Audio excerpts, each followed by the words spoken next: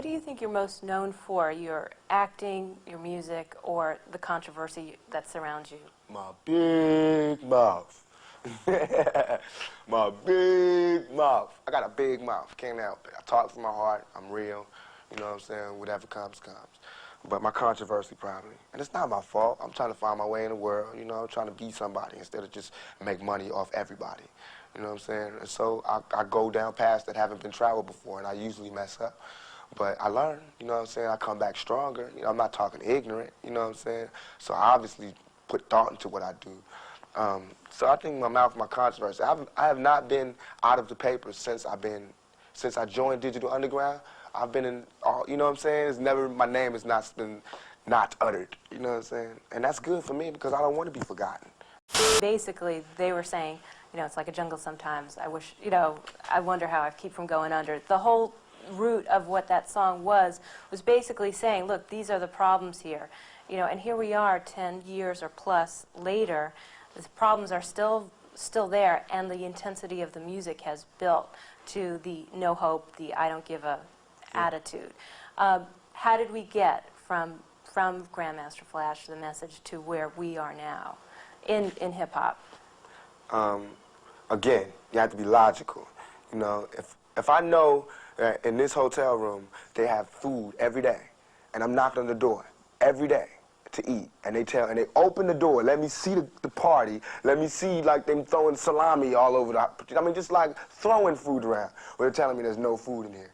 You know what I'm saying? Every day, I'm standing outside trying to sing my way in. You know what I'm saying?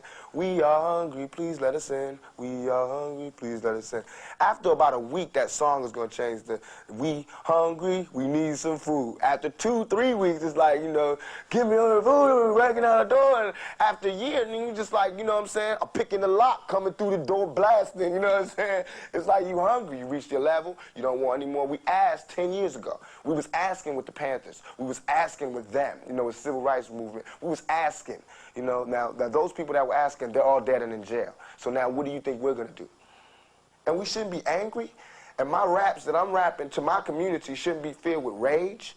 You know what I'm saying? They shouldn't be filled with the same atrocities that they gave to me. In the media, they don't talk about it. So in my raps, I have to talk about it. And it just seems foreign because there's no one else talking about it. Right. Well, playing devil's advocate, somebody might say, well, what does Tupac have? He's a movie star. He's got, you know, hit records.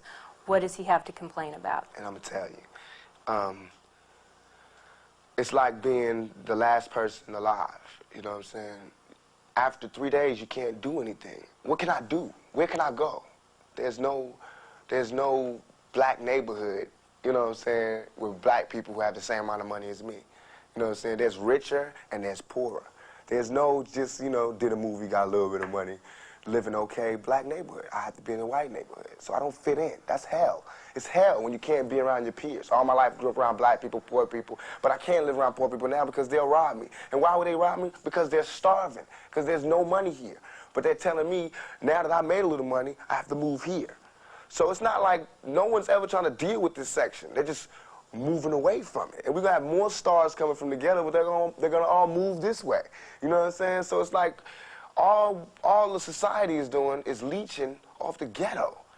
They use the ghetto for their pain, for their sorrow, for their culture, for their music, for their happiness, for their movies, to talk about boys in the hood. You know what I'm saying? I don't want to be another I don't want to be 50 years old at a BET We Shall Overcome Achievement Awards. You know what I'm saying?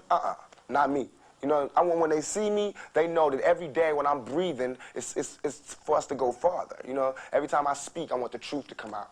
You know what I'm saying? Every time I speak, I want to shiver. You know, I don't want them to be like, they know what I'm going to say because it's polite. They know what I'm going to say. And even if I get in trouble, you know what I'm saying? Ain't that what we're supposed to do? I'm not saying I'm going to rule the world or I'm going to change the world, but I guarantee that I will spark the brain that will change the world. And that's our job, is to spark somebody else watching us.